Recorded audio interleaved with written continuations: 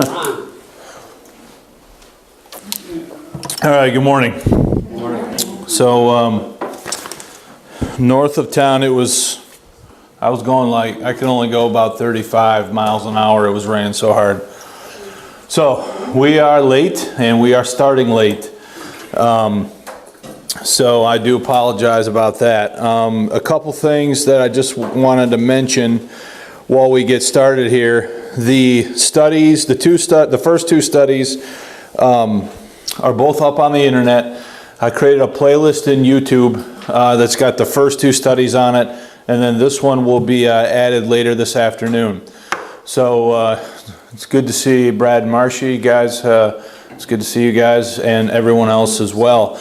So what we've been doing for the last two Sundays is we've been talking about Codex Sinaiticus, and the reason we're doing that is I've kind of gone over the backstory. I don't really want to spend a lot of time on that necessarily today.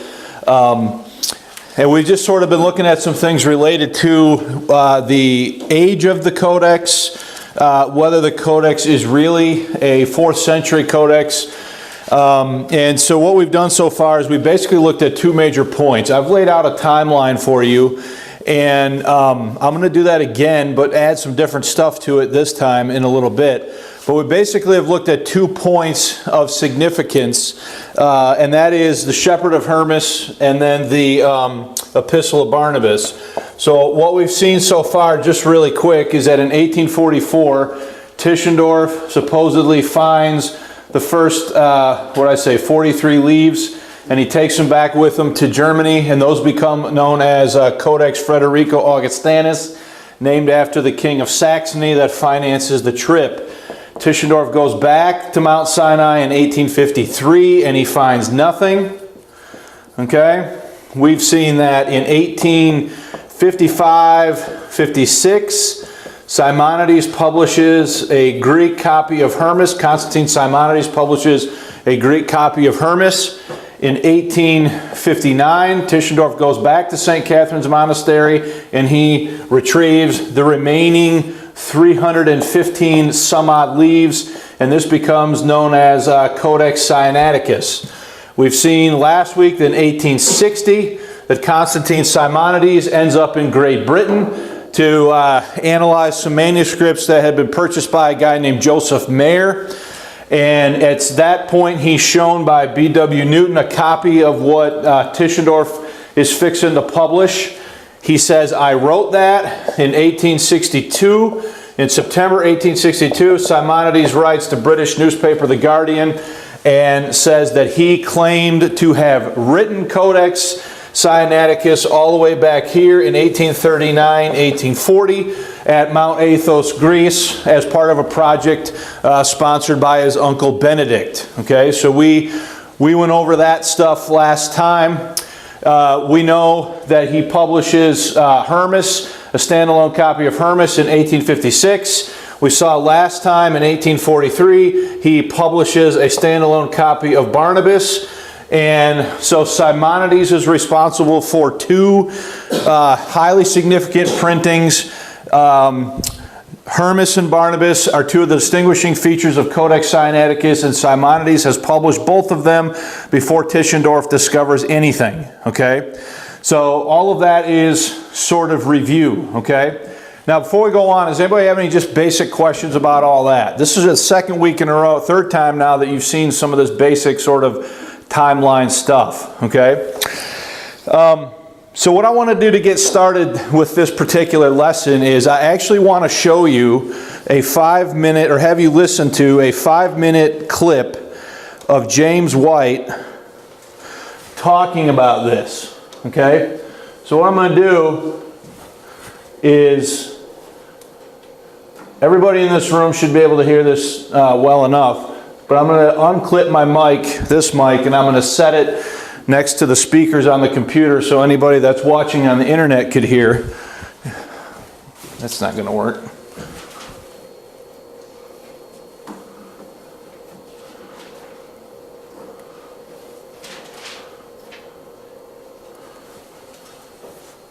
And I don't know if this is going to work either. So, Tom, our board meeting and whether or not stuff's working. Is that working? It wasn't until I stepped out in the hallway, and then it picked up again, and it's working now. Well, I'm not going to waste a bunch of time waiting for this to work.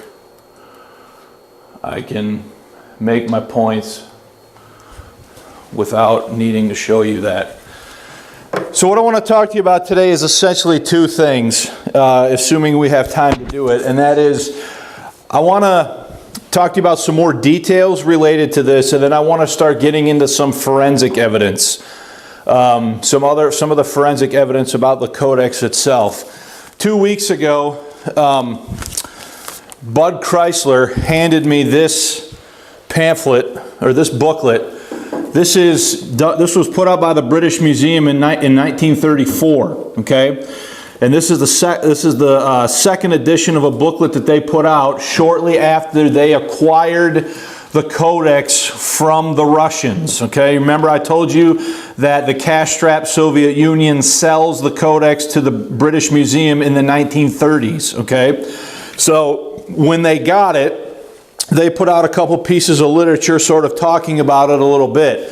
So before I read that to you, I want to remind you about something that James Ferrara said about this in 1907 in his book Literary Forgeries. Okay, he says the fact that no visitor to the monastery at Mount Sinai before 1844 had ever seen or heard of such a work as belonging to the monks. Okay, so what Ferrara is saying is that before Tischendorf supposedly discovers the first 43 leaves in 1844, is there any known record of anybody seeing this thing, of it being entered into the logs of the library at St. Catherine's Monastery? Is there any known record of this codex existing before Tischendorf sees it for the first time, supposedly in 1844? Ferrara says what?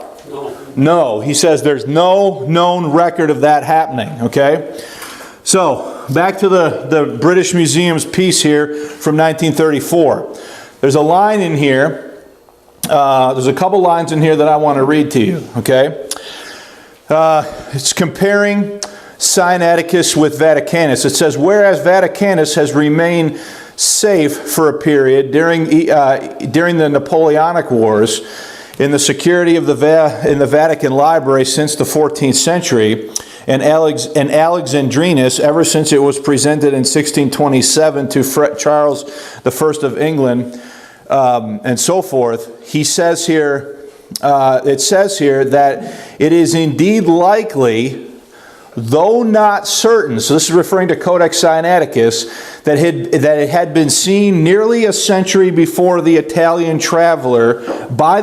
traveler Valentino Donati, but it remained totally unknown to the world at large until in May 1844, the great German scholar Constantine Tischendorf, during a visit to the monastery of St. Catherine's, found 129 leaves in a waste paper basket about to be consigned to the furnace, in which 2 other basketfuls, so told him by the librarian, had already been consumed. 43 of these leaves have been obtained as a gift and afterwards presented by him to the King of Saxony. Okay? So, Ferrara says there's no record of anybody seeing it before when? 1844. This piece put out by the British Library said that this Italian guy, Donato make sure you get his name right, Valentino Donati, it says, may have, though not certain, he may have seen it 100 years before that. Okay? Not James White, Dr. Daniel Wallace from Dallas Theological Seminary, this is put out by Chris Pinto. This is the guy who made the documentary that got all this conversation started back in 2002, but he put out a piece answering Dr. Daniel Wallace on Codex Sinaiticus and the Simonides affair, and he also talks about this explorer. And it says here, Italian explorer of 1761. Perhaps the most significant point made by Dr. Wallace is the assertion that an Italian explorer mentions seeing Codex Sinaiticus in the year 1761 after a visit to St. Catherine's Monastery. Dr. Wallace tells us, quote, in 1761, an Italian explorer, Valentino Donato, visited St. Catherine's and described a manuscript he saw there that matches Sinaiticus to a T. Okay? So is he claiming that the Italian, is he making a much stronger claim about this than what the British Museum made in 1934? Okay? So he's saying this guy saw it, he described it to a T. This was 79 years before Simonides forged it, and 59 years before Simonides were born. Then Pinto responds and he says, if this were true, it would shatter the story of Simonides with a single stroke. But did the Italian explorer describe Codex Sinaiticus to a T, as Dr. Wallace asserts? An examination of Donato's journal entry reveals the contrary. Thankfully, the specific words he wrote are recorded by the British Library on their website under the history section of the Codex. Now, this is interesting because do I already have a historical piece that was put out by the British Museum in 1934? Okay? The website says, quote, the first written record of Codex Sinaiticus may be identifiable in the journal of an Italian visitor to the monastery in 1971. In it, the naturalist Valentino Donati reported having seen at the monastery a Bible comprising leaves of handsome, large, delicate, and square-shaped parchment written in a round and handsome script. Notice that the scholars at the British Museum tell us this may be a reference to Sinaiticus. They are not quite as confident as Dr. Wallace. This is because Donato's description is relatively vague and can scarcely be as precise or to a T as Dr. Wallace has asserted. Donato's writings about the Bible he saw in terms Donati writes about the Bible he saw in terms that might also apply to 1,000 other works, depending on how a person identifies what it means to be, quote, handsome in the world of manuscripts. We should also consider that there are currently more than 3,000 manuscripts at St. Catherine's Monastery, and there may have been more back in 1761. And then he goes on to say that this guy, Donata, if he saw anything, he does not mention that it is a 4-column codex. He does not mention the 23,000 marginal corrections. He does not mention the ending of the Gospel of Mark being missing from the codex, and he does not mention the including of Hermas and Barnabas in the codex. So in other words, whatever this guy saw, is it clear at all that he saw Codex Sinaiticus based on his own description of what he saw? Is everybody with that? Okay? Now, in the piece that I couldn't get to work, the 5-minute clip of James White, he's talking about this incident here where the monks are burning the parchment like we read about in the piece from the British Museum there, and Tischendorf is like, well, what are you guys doing? And he starts looking through these so-called rummage bins of stuff they're about ready to burn, and he finds this thing that he considers to be this ancient codex. And what ends up happening is, you know, he makes a big deal about this, and then all of a sudden suspicion is raised that, oh, maybe we're about ready to burn this big valuable thing. And then the monks, you know, change their position, and this is the story according to Tischendorf. But what James White says in the video is that the monks aren't used to having this strange European Protestant dude in the library. Okay? So, I was doing some research, and I came across a book called Traveling Through Sinai. And there's an entry, there's a whole section in this book that titled The Library of the Convent. So these are descriptions of the library at Mount Sinai.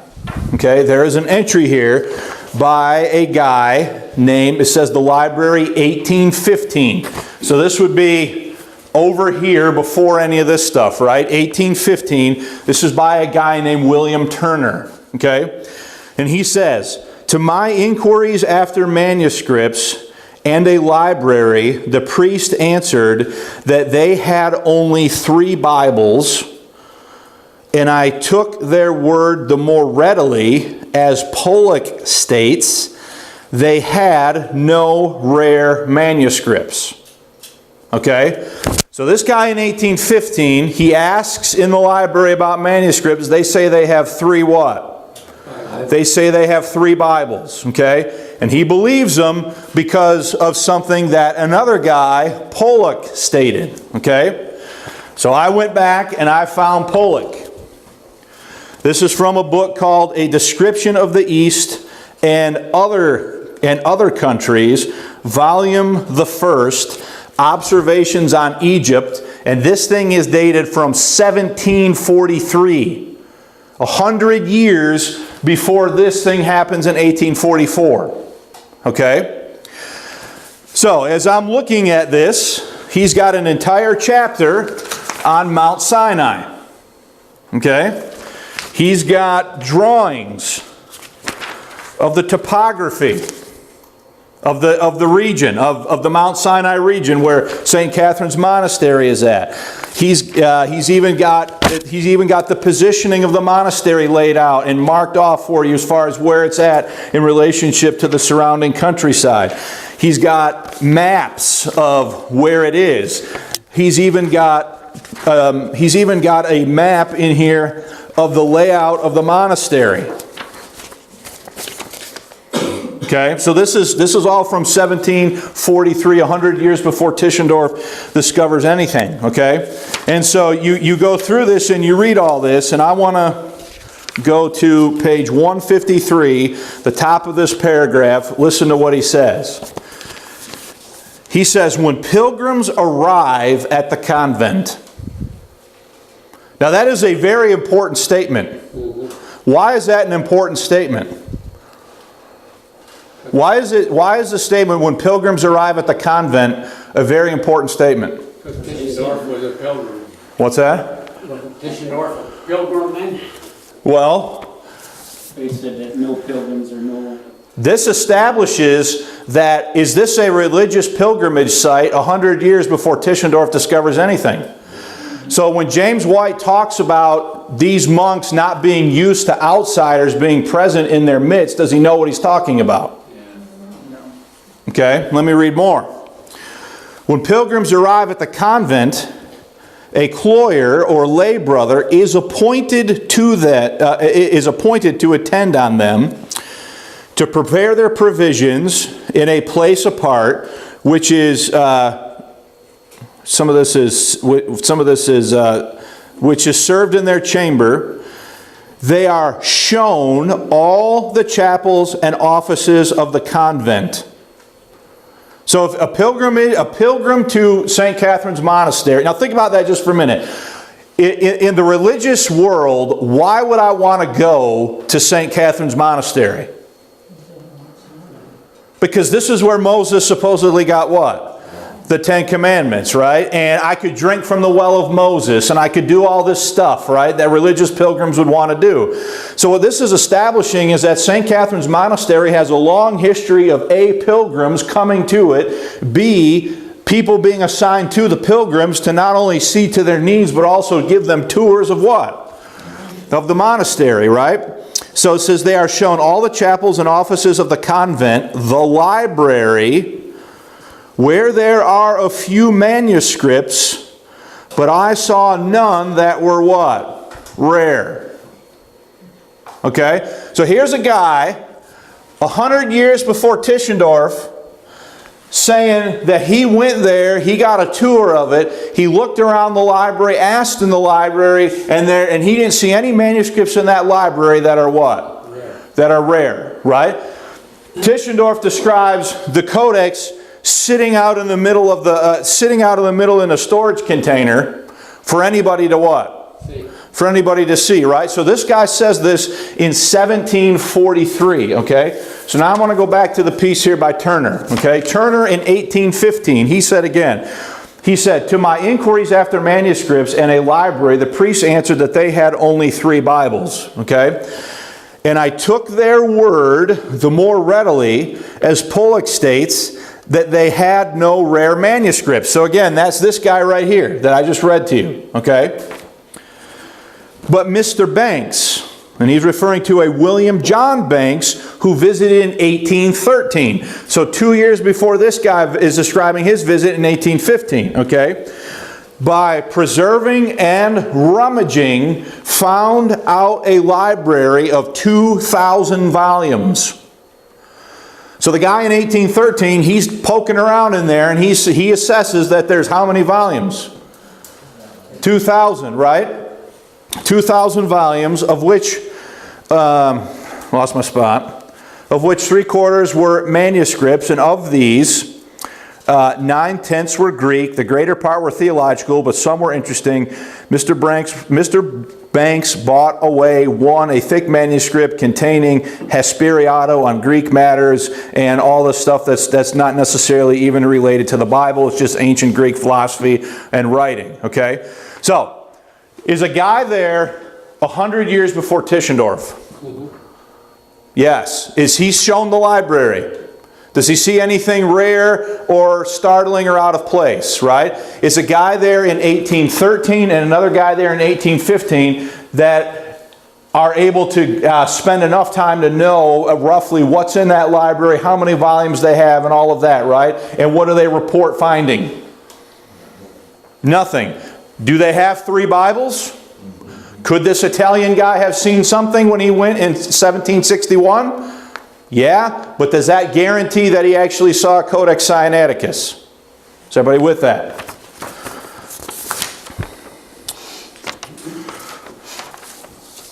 (1846).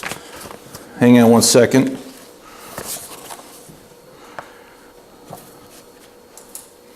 I want to go here next. In 1845, a Russian Orthodox archimandrite goes to St. Catherine's Monastery.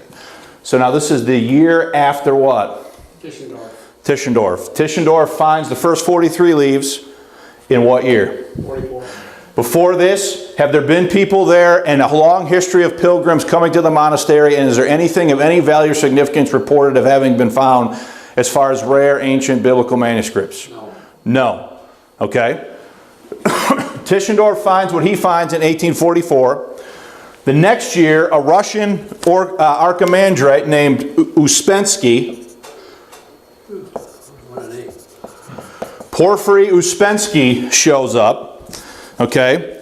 And he writes about this, so let me read this to you. Russian Orthodox Bishop Porphyry Uspensky described the Sinaiticus manuscript in his 1856 book, detailing his 1845 visit. So he writes a book in 1856 about when he went in when?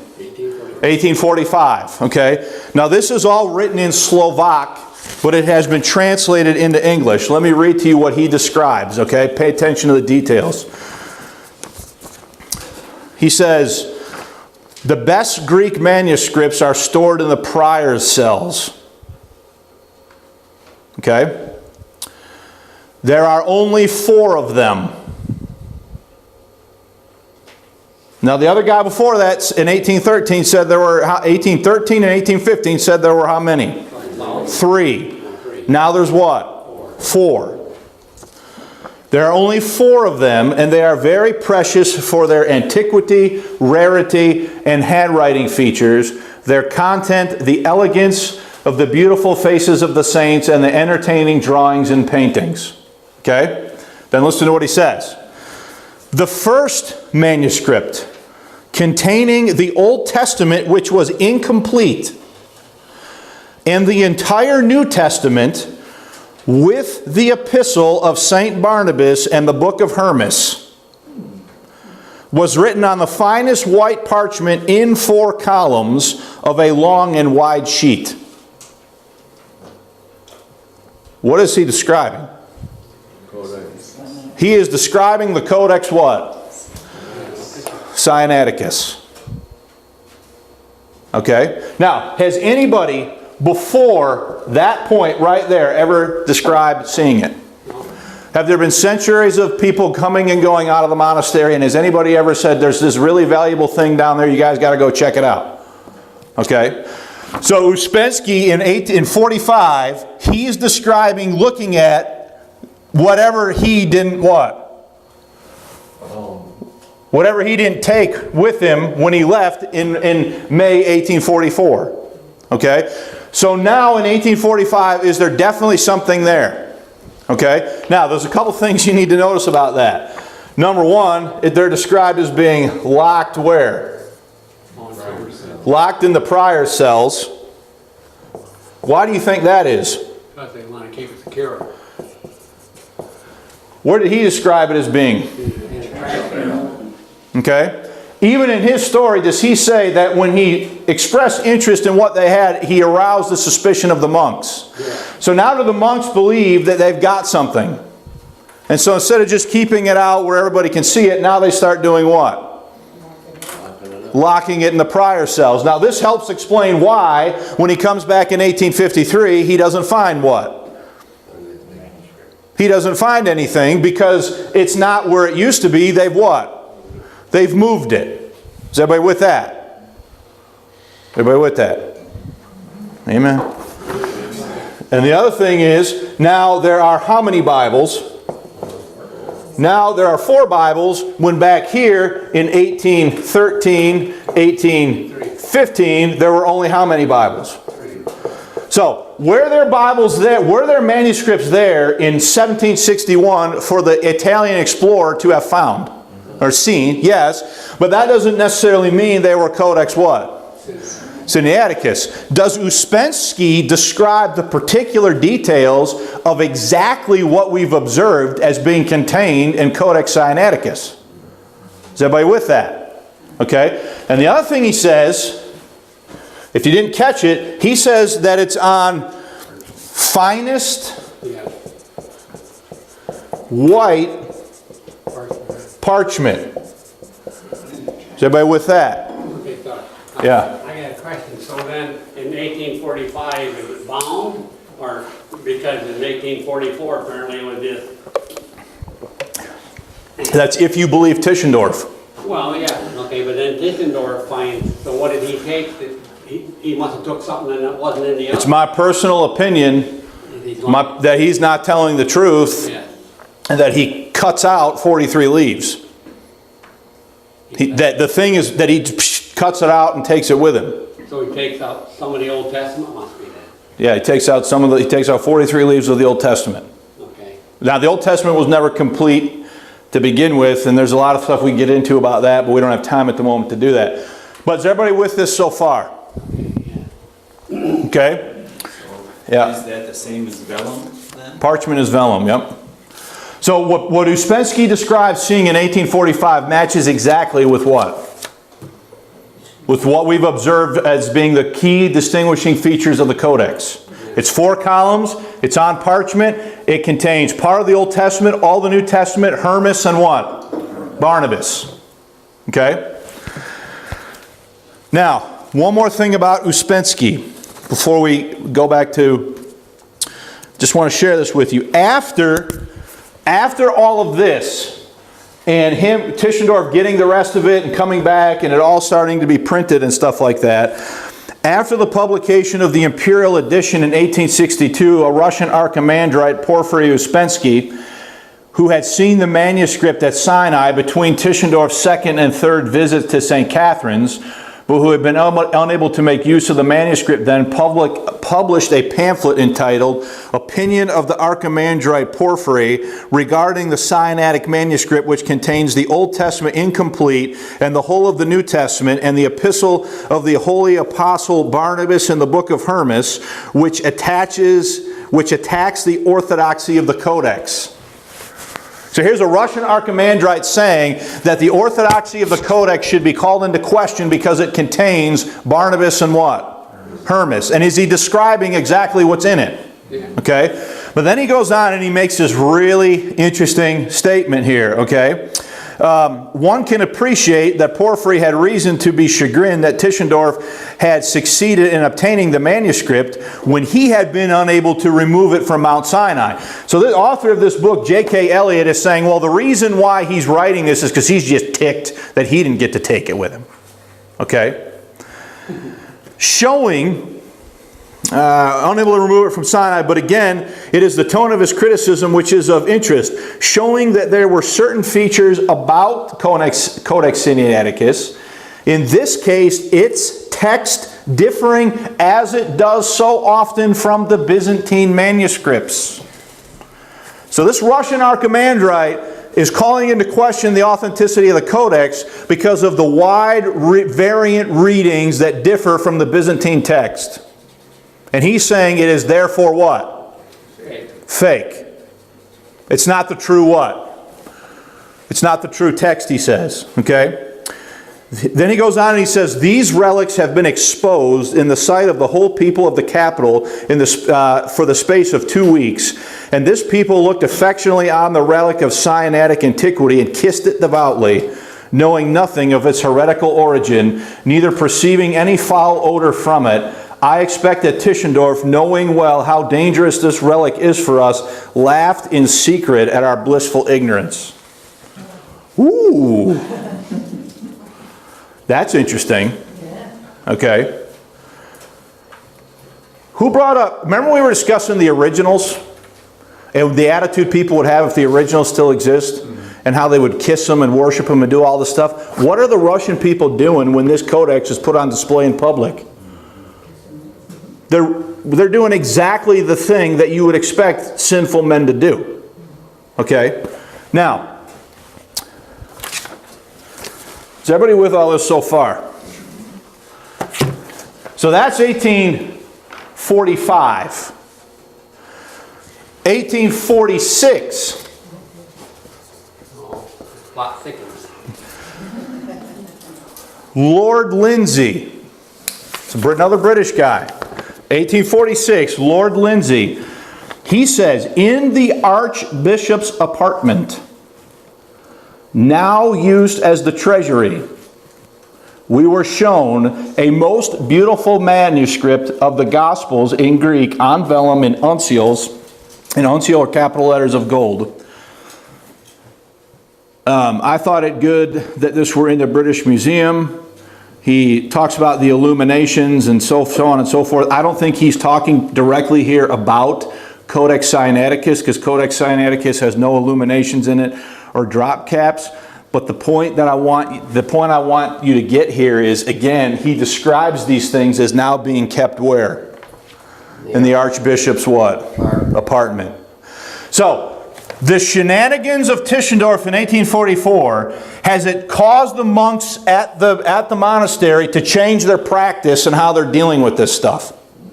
Okay? So when he comes in 53, he finds what? Nothing. When he comes again in 59, he has to almost, cajole it out of them before they show it to him. And when they show it to him, guess where they take him to show it to him, according to Tischendorf? They take him into the prior's what? Apartment, where he pulls it off the shelf and shows it to him. Okay? Is everybody with all that? Man, this just takes longer than I think it's going to take. Okay, now, so I want to go back to Simonides' own account, because I was asked some questions this week about how does the Codex get from Mount Athos, Greece, where him and Benedict and what was the calligrapher's name? Dionysius, I think. How does it get from Mount Athos to Sinai? Okay?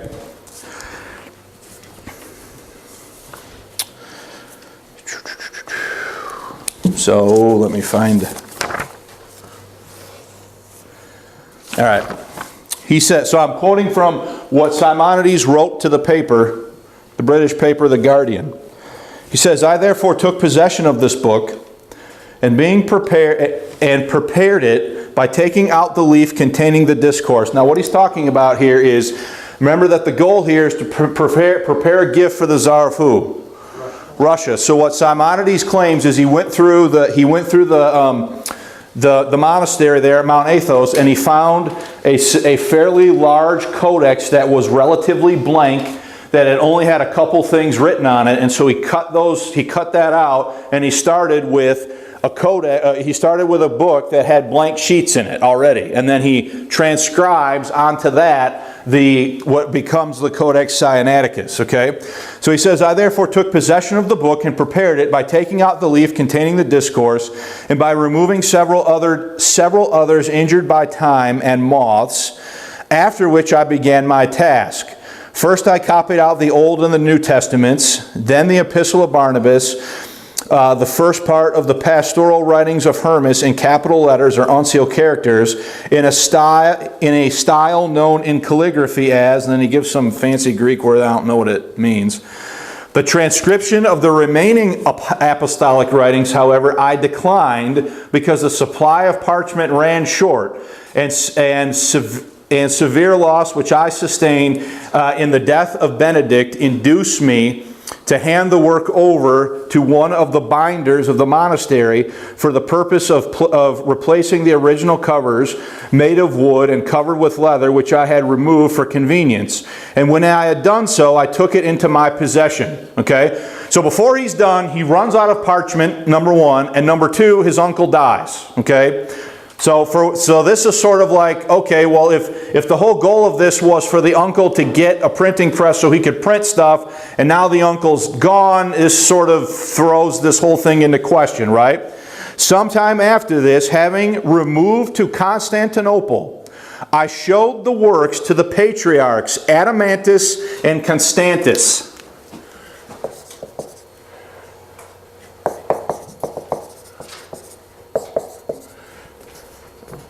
Constantius, I guess. Okay? Now, one thing I want you to notice here, if he's lying, does he include a lot of details that he could be checked on? Most of the time when people lie, do they do this? No. Okay? So he says he goes to Constantinople and he shows it.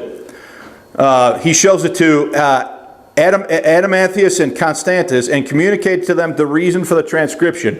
So he tells them what's going on. "Constantius took it, and having thoroughly examined it, urged me to present it to the library of Sinai, which I accordingly promised to do." So he takes the thing when he's done from Athos, he takes it to Constantinople, he shows it to these two Greek Orthodox priests, and they tell him to take it where? They tell him to take it to Sinai. Okay? Now listen, Constantius had previously been Bishop of Sinai. So this guy here had previously been the Bishop of what? Sinai. Now I've got a note here. Constantius I of Constantinople was Bishop of Sinai from 1805 to 1830. Okay? Simonides shows it to him. He's for 25 years, this guy has been Bishop of Sinai, and when he sees it, what does he say? "Simonides, how did you get our codex from Sinai?" No. "You thief." No, he didn't say that. He's never seen it before, and he tells him to put it where? There. He tells him to put it there. Is everybody with that? This other guy, and then he was imperial patriarch from 1830 to 1834. The Adamantus guy, he was Bishop of Constantinople from 1840 to 1841, and then again from 1848 to 1852. Okay? So Constantius, having previously been Bishop of Sinai, and since his resignation of that office, had again become perpetual bishop of that place. Shortly after this, I was placed under the protection of the illustrious Countess Entlag and her brother A.S. Strausus by the companion of two patriarchs. But before departing for Odessa, I went over the island of Antilochus to visit Constantinus, to perform my promise of giving up the manuscript to the library of Mount Sinai. The patriarch, however, was absent from home, and I consequently left the packet for him with a letter. On his return, he wrote me the following answer, quote, "My dearly beloved son of the Holy Spirit, Simonides, grace be with you and peace from God. I received with unfeigned satisfaction your truly valuable transcription of the Holy Scriptures, namely the Old and New Testaments, together with the Epistle Barnabas and the first part of the pastoral writings of Hermas, bound in one volume, which shall be placed in the library of Mount Sinai according to your wish. But I exhort you earnestly, if ever by God's will you should return to the sacred Mount Athos to finish the work as you originally designed it, and he will reward you. But with me, of the 3rd of the next month, I may give you letters," and he goes on and all this sort of stuff, right? But this explains how the thing gets from Athos to where? To Sinai. Okay? Then he goes on and he talks about all these different people, places, and things. He talks about where he was. He talks about all these different things that happened to him. Obviously I'm running out of time here to cover all of this stuff. But is everybody following this so far? Is there any questions?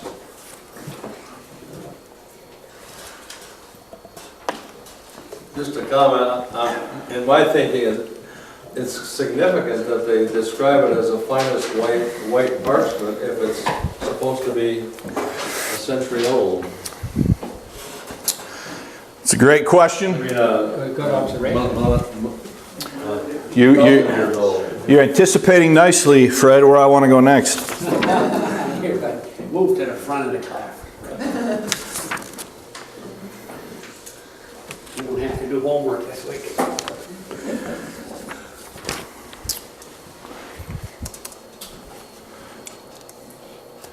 I gotta remember next time to change the sleep settings on this thing.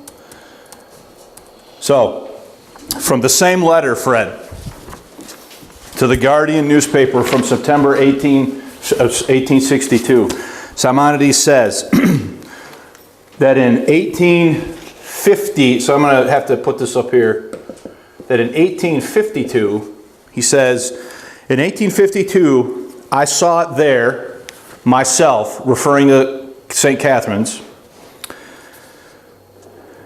In 1852, I saw it there myself and begged the librarian to inform me how the monastery had inquired it, but he did not appear to know anything of the matter, and I, for my part, said nothing. However, I examined the manuscript and found it much altered, having an older appearance than it ought to have. Okay, now remember, in 45, Spencekey said it was the finest white what? Parchment, okay? Now remember, what does Tischendorf do? He separates these 43 leaves from the rest of it and takes them back with him to Leipzig, Germany, and presents them as a gift, right? Now, so why is that important? Well, Fred, you actually brought up a great point that I want to get into here and use the internet for, okay? So, this is what I was talking about, getting into some forensic evidence, okay? Now check this out. I hope you can all see this.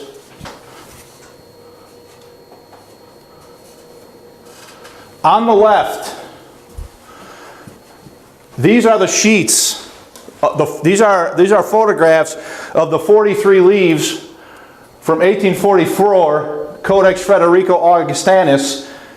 They are still to this day white. Okay? These leaves are from the 1859 St. Petersburg section. Now, are they the same color? No. They are not the same color. When Spencekey describes this in 1845, he says that it's what? That it's snow white parchment, right? And this is after Tischendorf took the first 43 leaves. Now all of a sudden when they show up over here, they look what? They look yellow, okay? Now if that's not enough for you, let's look at a couple other things. Come on. So I'm going to go to parchment color. Now look at this. This is a photograph of every leaf in the whole codex. What do you see? Yeah. You see how all of these are lighter color than the rest of them? All these light ones are the 43 leaves of Tischendorf Duck in 1844.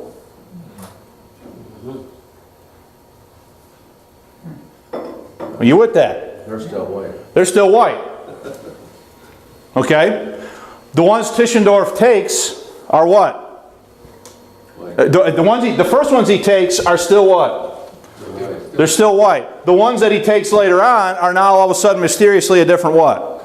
A different color. Okay? Now, check it out, okay, just so you can see. Here are contiguous pages. Okay?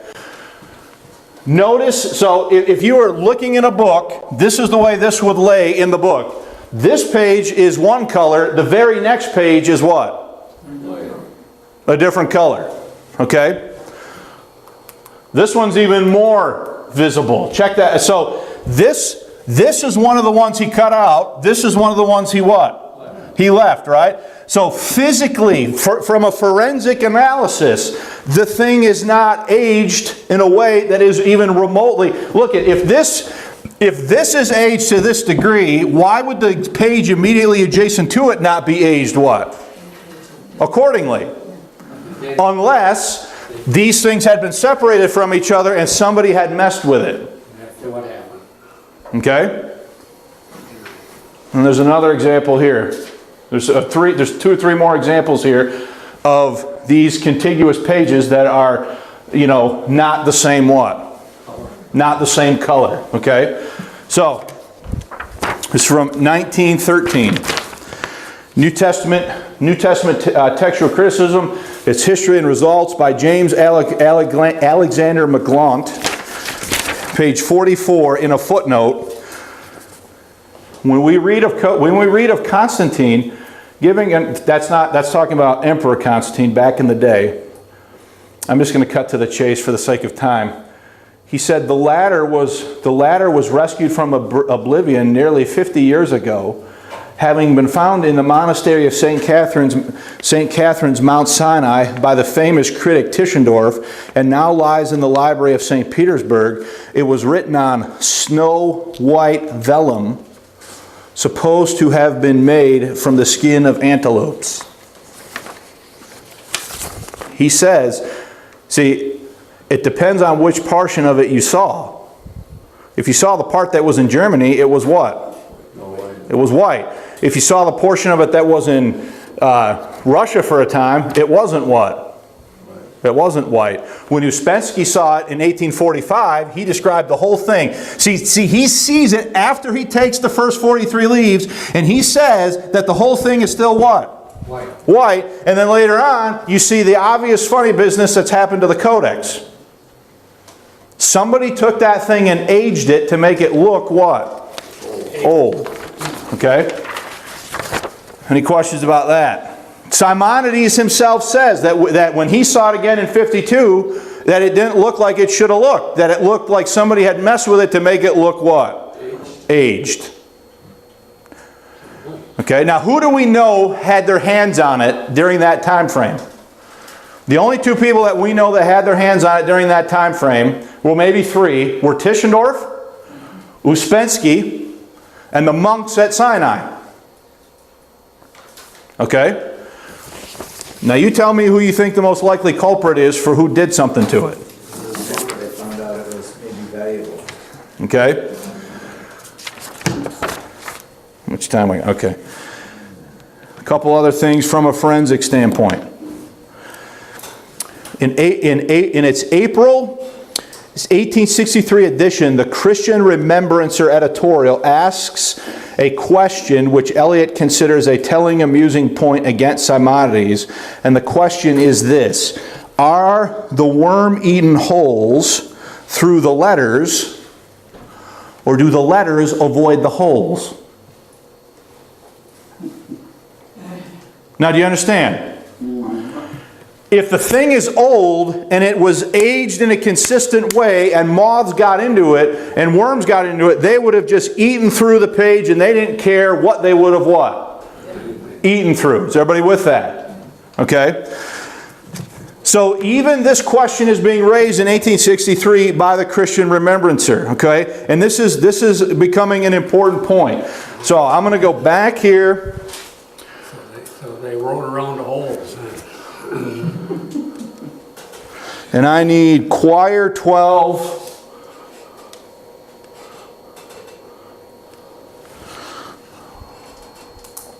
Folio 6. And I need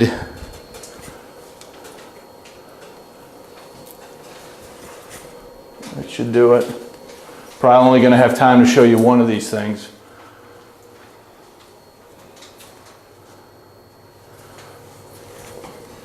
So just bear with me for a second.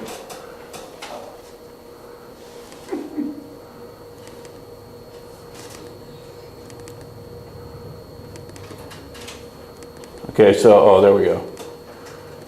So I want to draw your attention to this right here. Now, the Christian Remembrancer raised this point, right, in 1863.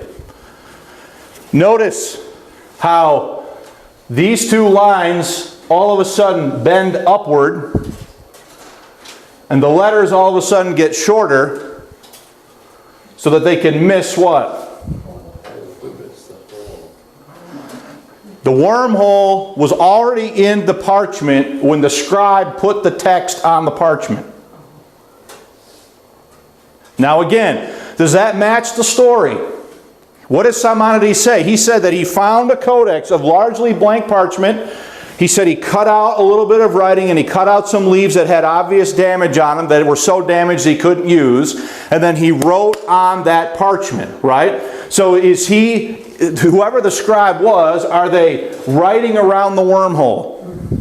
Now understand why that's important, right? Because if a worm got into this after the fact, would the worm have just gone through that page without any consideration whatsoever for what was written on that page? So whoever put the text on the page, did they clearly avoid the wormhole on purpose? Okay? Now, I think, I don't know if I'll be able to show you, but if I needed to turn this to the verso side.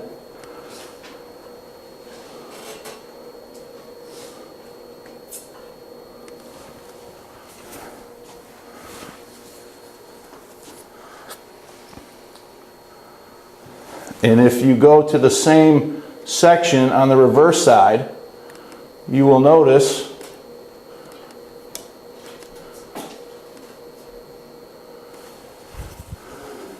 that this word, so this would be the opposite side, that this word is spelled and spaced out so that it misses the what? The wormhole. Okay? Now we could go on and on with this kind of thing. Okay? I have time to maybe show you one more example. Okay? So I'm going to go to Q38. Choir 38, excuse me. And Folio 1. And I want the versa side. Do you see why this putting this thing online has reopened up a whole thing here? Because now the whole world can see what was actually going on here in this particular codex. So I want column 4.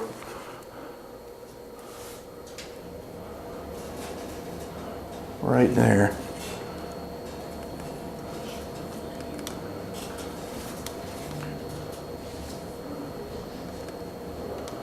You see that on this line right here, there's some kind of blemish right here? And you see that the scribe stopped this line short to avoid the blemish? Okay, one more. I know I said that already, but this one's hilarious. We're going to go to Choir 42, Folio 6, Versa. It's column 2. Oops.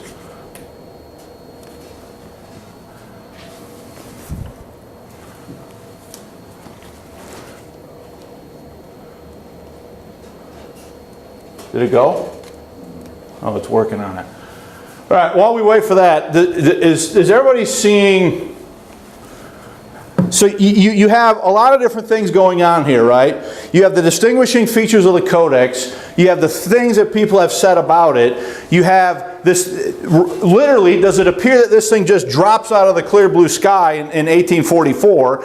The only credible story to explain how this thing exists is the fact that Simonides made it. The distinguishing features of the Codex are in it. See, they know I'm looking at it, so they shut it down. Okay? But in the middle of all this, a friend of Simonides named Callinicos, he writes the British papers to try to exonerate his friend Simonides. And then, have we already seen the British newspapers making a lot of stuff up and telling lies about Donaldson and about the Star of the East newspaper and about all these things that could have been corroborated, right? So they get a letter. They publish a letter from a guy named Callinicos of Sinai, and he says the following. He says that having been so, he's talking about being the librarian of the monastery from the year 1841 to 1858, assured me, belonged to the library of the monastery and was marked in its ancient catalogs. So here's a guy claiming that the monastery at Mount Sinai has a catalog, and in the catalog from ancient times they have marked that they have possession of this codex. Now, why is this important? There's one real easy way to prove Simonides is lying. Just bring forth the codex or bring forth the catalog and prove that it was there. This catalog was never produced. Okay? Not only that, Simonides himself doesn't waste the opportunity. He says in a later letter, I emphatically deny that the Codex Sinaiticus was inscribed in an ancient catalog for the good reason that no ancient catalog exists. There was none there, whatever, till I made a catalog during my first visit from the Patriarch of Constantinople, who was Bishop of Mount Sinai. So here's the point. If you want to disprove Simonides, just go get the catalog and what? So, But instead, they have to make stuff up, lie about him, say that he's forging all of this stuff. Now, just think about that just for 1 minute. They paint Simonides as the great, brilliant forger that's forging everything, except the one thing he's claiming to have actually done. Just think about that. This isn't going to work, apparently, at this point. But I have one more thing to do, and we'll quit. When Callinicos writes to the British papers to corroborate his friend's story, they immediately accuse him of making up Callinicos and forging the letters as Callinicos, even though they had the appropriate postmarks from Alexandria, Egypt, and all this sort of thing, right? So, in 1895, Spirido Lambros did a catalog of Greek manuscripts on Mount Athos, Volume 1. In Volume 2, in 1900, he did the second volume of Greek manuscripts at Mount Athos. And right here, on page 454, is a record that Benedict, Simonides, and Callinicos were all on Mount Athos together working on a manuscript in 1841. So he did exist, he was real, and he was there when Simonides and himself said they were there. Independent corroboration of the point. All right? So, we're running out of time. Does anybody have any questions? Yeah. How much did the museum pay for that? I don't know that factoid off the top of my head, but it was a few $1,000,000 at least. £100,000. Yeah, it was a lot of money. And that's in the Depression, that they're buying it. So so. $500,000. Yeah, it's something like, I don't know what that equates to in Russian money, but yeah, So significant. it was significant. So they don't want to see that thing turn into a fake. They don't want to, and that's why, and they even say, I've got the article here, we don't have time to get into it, but they even say that the inks, the parchments, they've never been what? They've never been forensically tested. They've never subjected them to forensic analysis. They supposedly had a test scheduled in like 2015 and canceled it. Okay, we got to stop though. So let's